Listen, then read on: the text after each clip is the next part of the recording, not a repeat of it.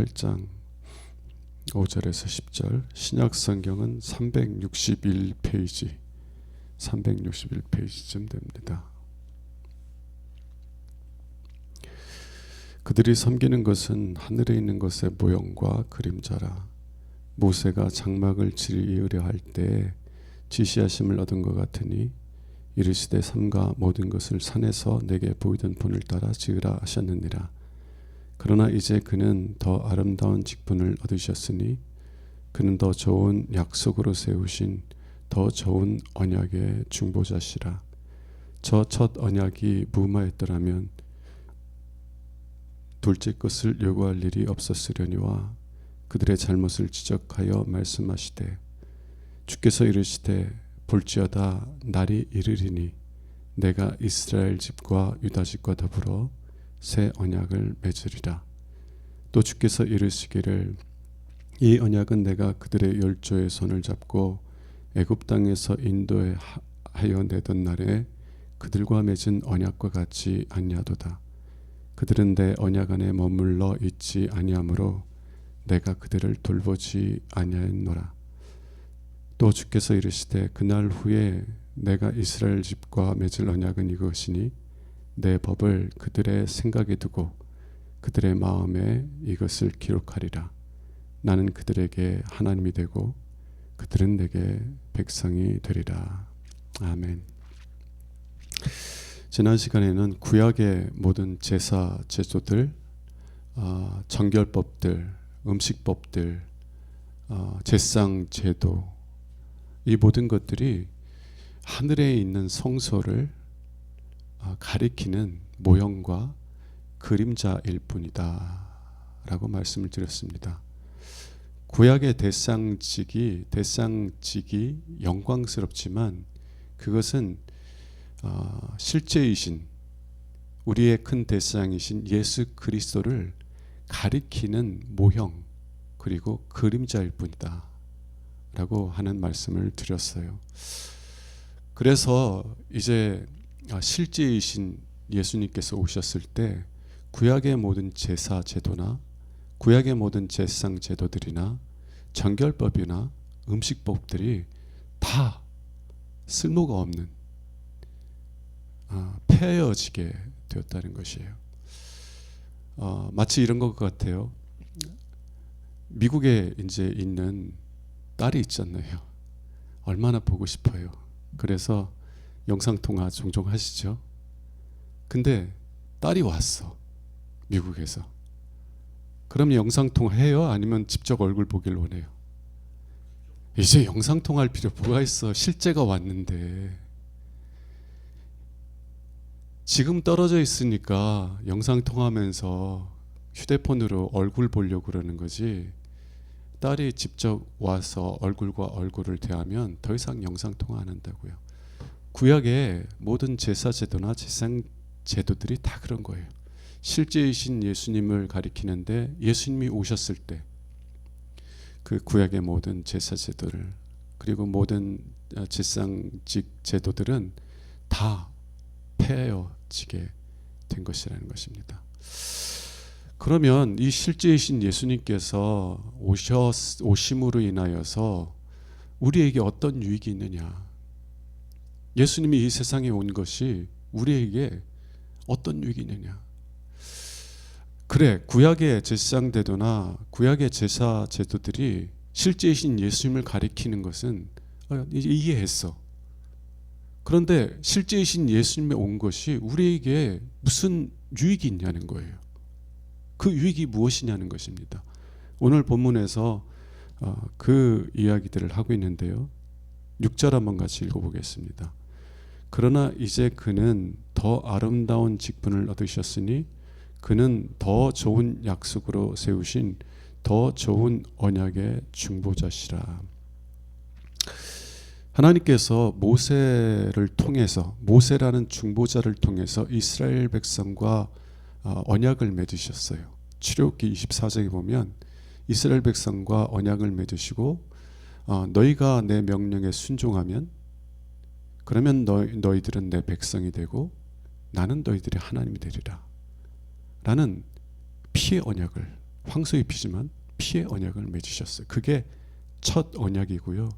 두 번째 언약은 무엇이냐면 첫 언약이 가리키는 참된 언약, 새 언약이라고 불리는데 예수님께서 자신의 피로 세우신 새 언약을 말합니다.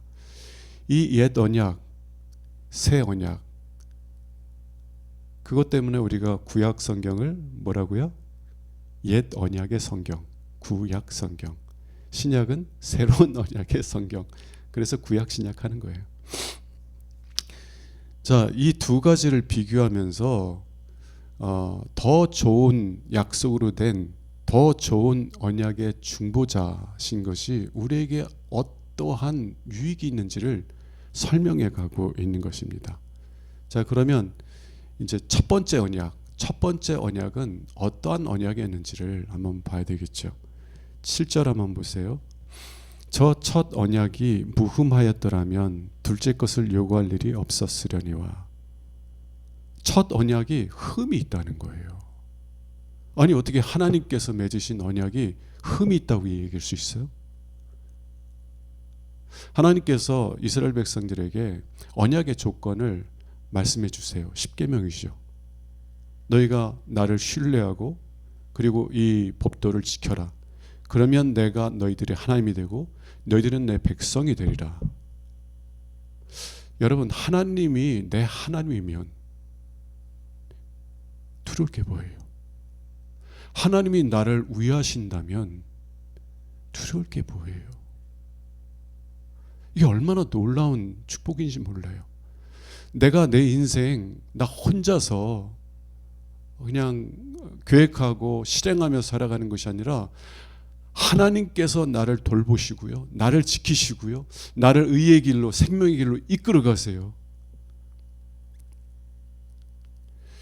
창세기에 보면 아브라함이 하나님의 뜻을 잘 분별을 못해서 가나안 땅에 머물지 못하고 애굽으로 내려가요.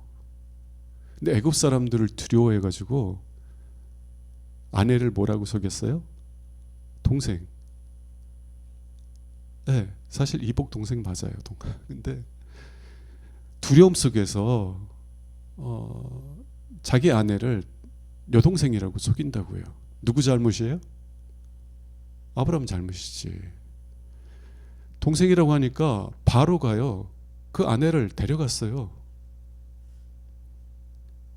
바로가 뭐 잘못했어요? 그런데 하나님은 누구 편 드세요? 왜 그래요? 아브라함이 하나님이니까. 아브라함이 하나니까. 아브라함은 그 하나님을 잘 몰라서 두려워했어요. 하나님께서 그와 함께 하시는데도 나와 함께 하신 하나님이 누군지 잘 몰라서 두려워했지만, 하나님은 어떤 하나님이에요?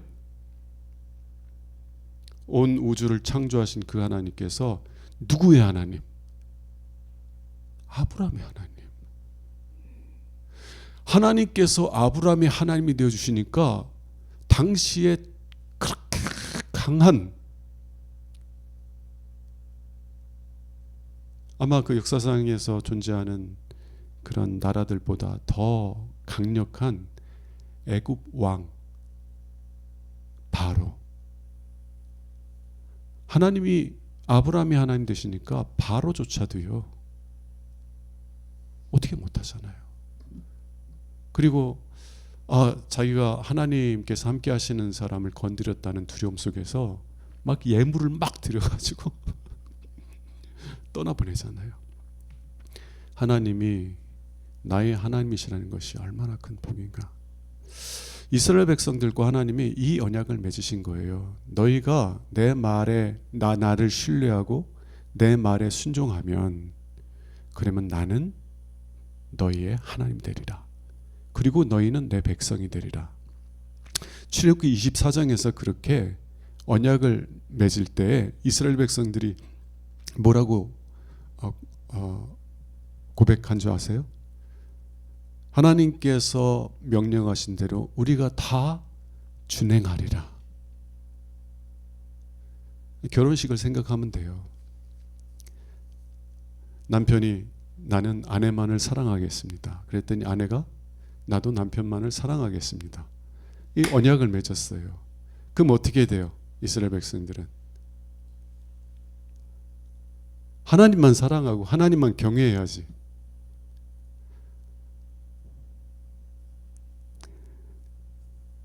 자, 8절 한번 보세요. 그들의 잘못을 지적하여 말씀하시되, 첫 번째 언약의 흠이 뭐냐면 그들의 잘못, 이스라엘 백성들의 잘못에 있다는 거예요. 그리고 9절로 넘어가 봅시다. 또 주께서 이르시기를 이 언약은 내가 그들의 열조의 손을 잡고 애굽 땅에서 인도하던 날에 그들과 맺은 언약과 같지 아니하도다. 그들은 어떻게 했어요? 내 언약 안에 머물러 있지 아니하므로 내가 그들을 돌보지 아니하였노라. 부부 간에 언약을 맺으면은요, 어떤 언약이에요? 내 마음에 다른 사람을 두지 않겠다는 마음이에요. 이 세상에 남편들은, 이 세상에 여자들이 셀 수 없이 많지만 내 마음에는 당신뿐입니다. 아내도 마찬가지예요. 근데 이스라엘 백성들은 어떻게 했냐면 하나님과 그런 언약을 맺고 마음에 누구를 품었어요? 하나님을 품었어요? 아니요. 이스라엘 백성들이 무엇을 품었는지를 잘 보여주는 사건이 언약을 맺은 뒤에 얼마 후에 모세가 하나님의 율법을 받기 위해서 시내산에 가서 40일 동안 금식하면서 하나님 앞에 서 있어요. 근데 그 40일 동안 이 백성들은요, 모세가 안 보이니까 우왕좌왕하기 시작하면서 우리를 애굽에서 이끌어냈던 모세가 없도다. 그러면서 뭐라고 하냐면 우리를 인도한 신을 만들어 달라고 모세의 형님 아론에게 요청을 하는 거예요. 그리고 이 백성들의 요청대로 그들이 원한 신을 만들었는데 그 신이 어떤 신이었어요? 금송아지. 왜? 애굽 사람들이 섬기던 신 중에 하나예요. 왜 송아지를 섬겨요? 우상이라는 것은요, 우리의 마음에 있는 것을 표현한 거예요. 우리의 마음에 있는 것이 송아지로 표현됐다 그러면 우리 마음이 뭘 원하는 거예요? 풍요, 다산, 풍요.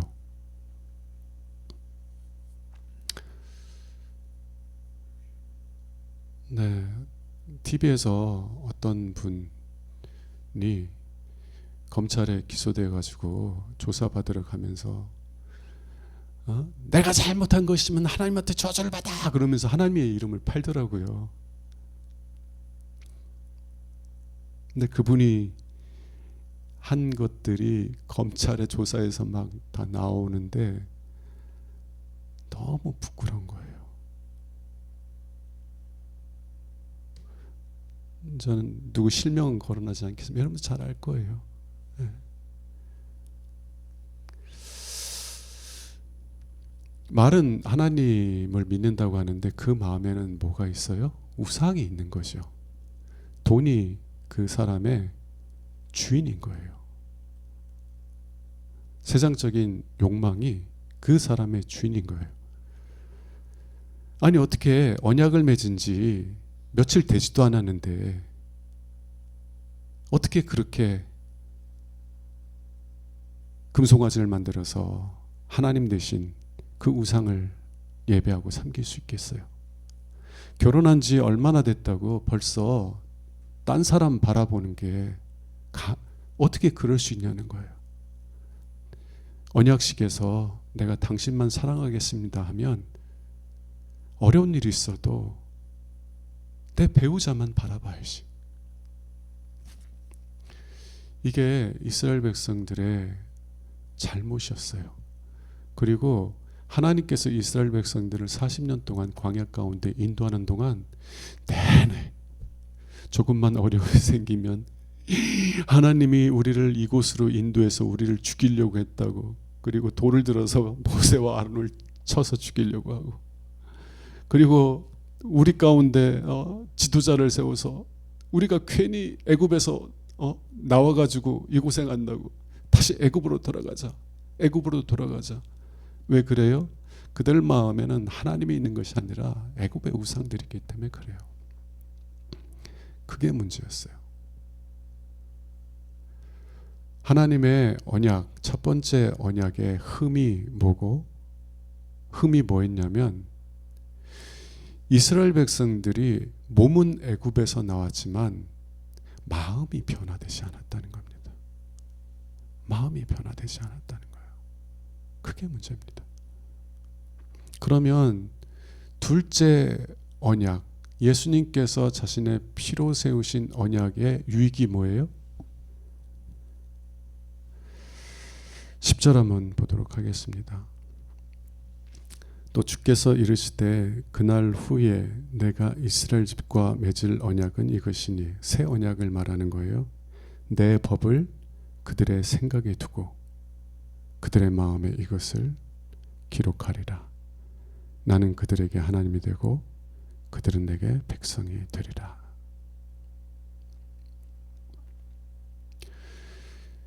하나님께서 모세를 통해서 언약을 맺으셨을 때는 하나님의 법을 어디다 기록하셨어요? 돌판에. 돌판에 기록되어 있다는 것은요,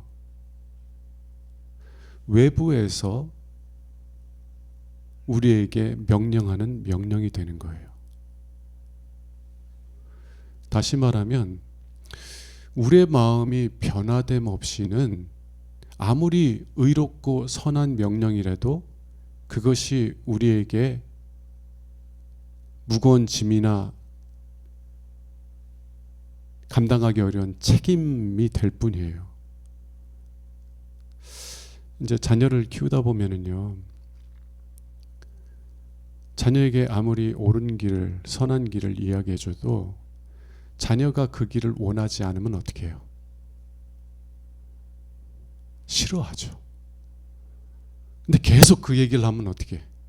싸우죠. 그만 얘기하라고. 그만 얘기하라고. 부모님이 자녀를 이렇게 하나님 신뢰하는 삶을 살도록 이끌기 위해서 교회를 데려가는데, 이게 어렸을 때는 하나님을 경외하는 마음이 없으니까 안 가고 싶지. 친구들처럼 놀러 가고 싶고. 근데 부모님이 무서우니까 억지로 끌려가죠. 그죠? 안 가면 어떻게? 혼나니까. 근데 이제 부모님 떠나서 독립하게 되면 어떻게 해요? 가요, 안 가요? 왜 가? 좋은 거는 아는데, 근데 내가 내 마음이 원하지 않는데 내가 왜 거길 가냐고요. 근데 하나님께서 새 언약을 통해서 우리에게 약속하신 건 뭐냐면, 하나님의 법을 내 생각에 두고 내 마음에 기록하겠다는 거예요. 이 말은 뭐냐면 내가 하나님의 뜻을 원하기 시작하게 만든다는 거예요.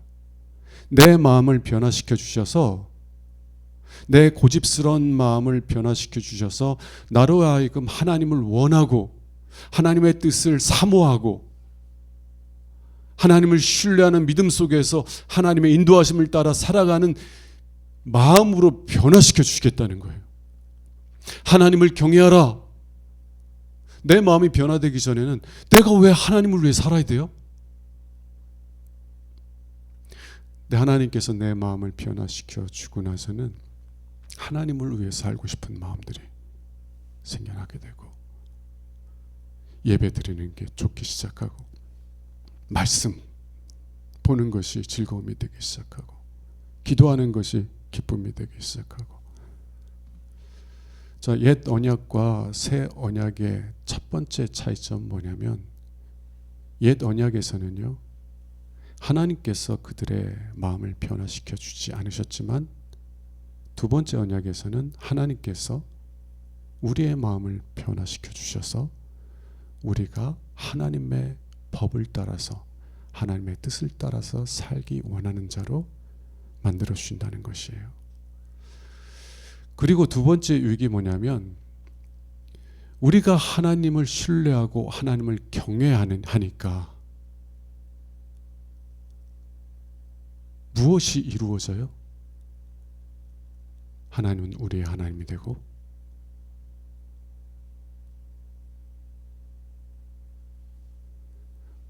우리는 하나님의 백성이 되는 거예요. 자, 이스라엘 백성들이 하나님과 언약을 맺었는데 이스라엘 백성들이 언약을 지켰어요? 안 지켰어요? 그들의 마음이 변화되지 않아서 언약을 지키지 않았어요. 그래서 하나님은 이스라엘 백성들에게 진노하시고 그들을 멸하셨어요. 왜? 그들이 하나님의 언약을 지키지 않으니까 뭐가 깨졌어요? 하나님이 그들의 하나님이 되겠다는 이 약속이 이루어지지 못한 거예요. 구약을 읽다 보면 이스라엘 백성들에 대해서 하나님이 진노하시고 그들을 심판하시고 그들을 진멸하시잖아요. 왜 하나님께서는 당신의 백성들을 그렇게 진멸하세요?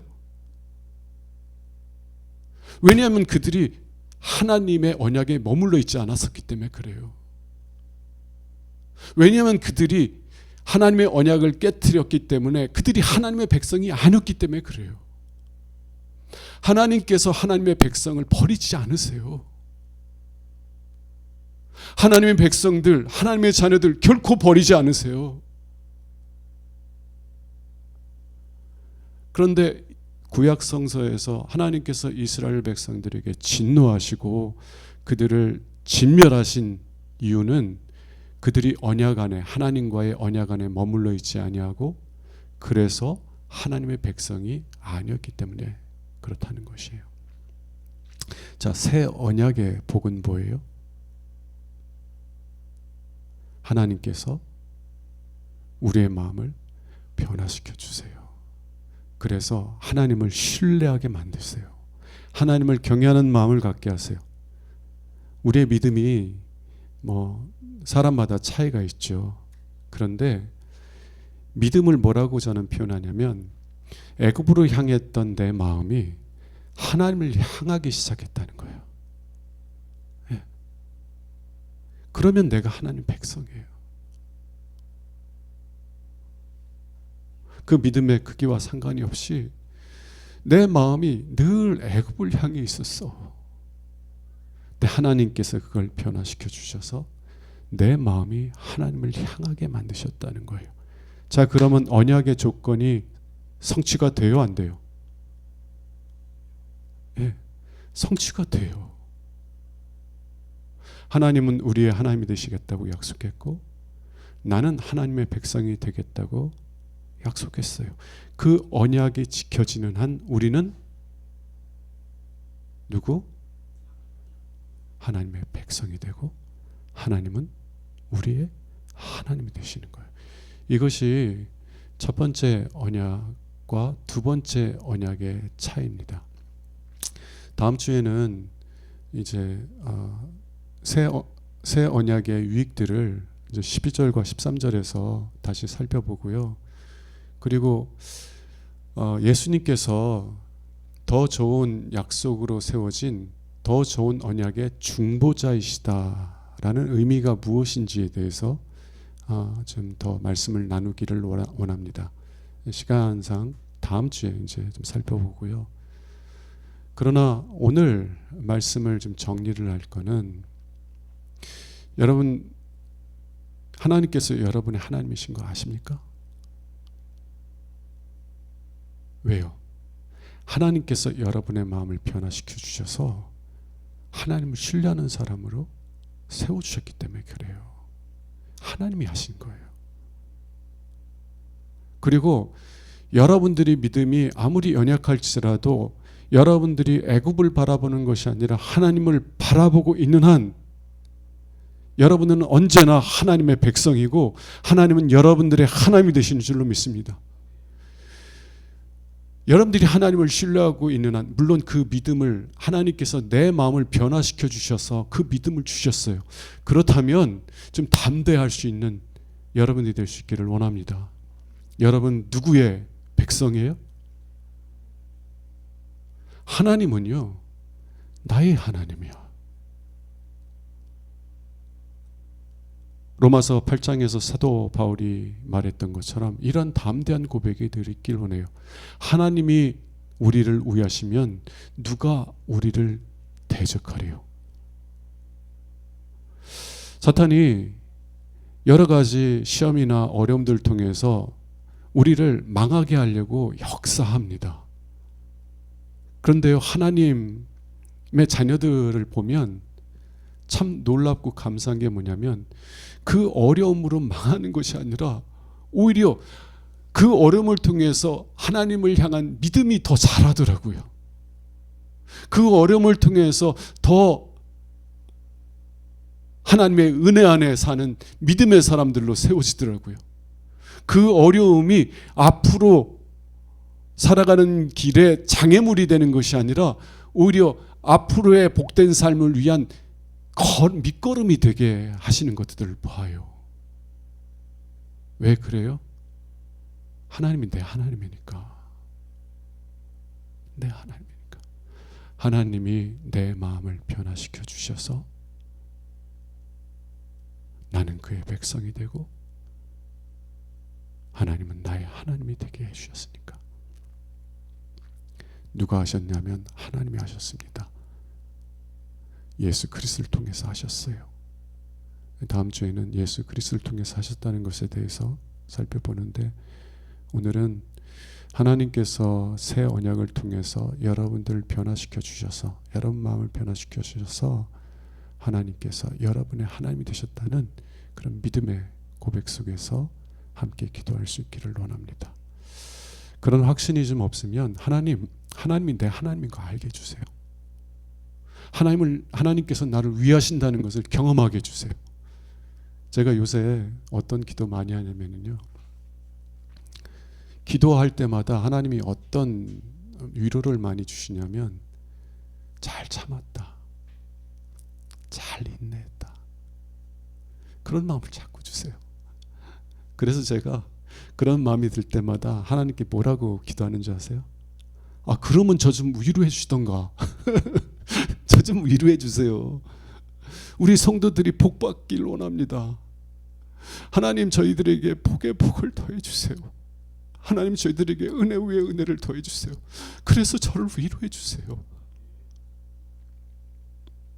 성도들이 주님의 은혜 안에 살고 그 하나님 놀라우신 은혜와 사랑을 인해서 기뻐하고, 하나님께서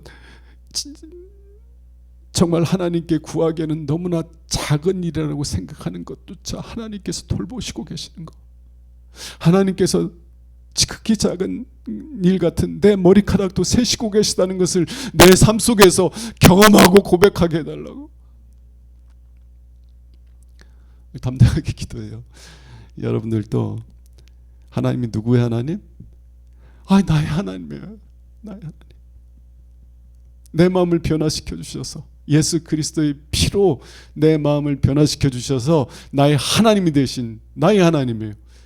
오늘 또 기도할 때 그런 담대함을 가지고 나의 하나님께 나의 마음의 소원과 간구를 올려드리고 응답받음으로 기뻐하는 은혜가 저와 여러분들에게 있기를 주님의 이름으로 축원합니다. 270장 부른 후에 우리 통성으로 기도하겠습니다.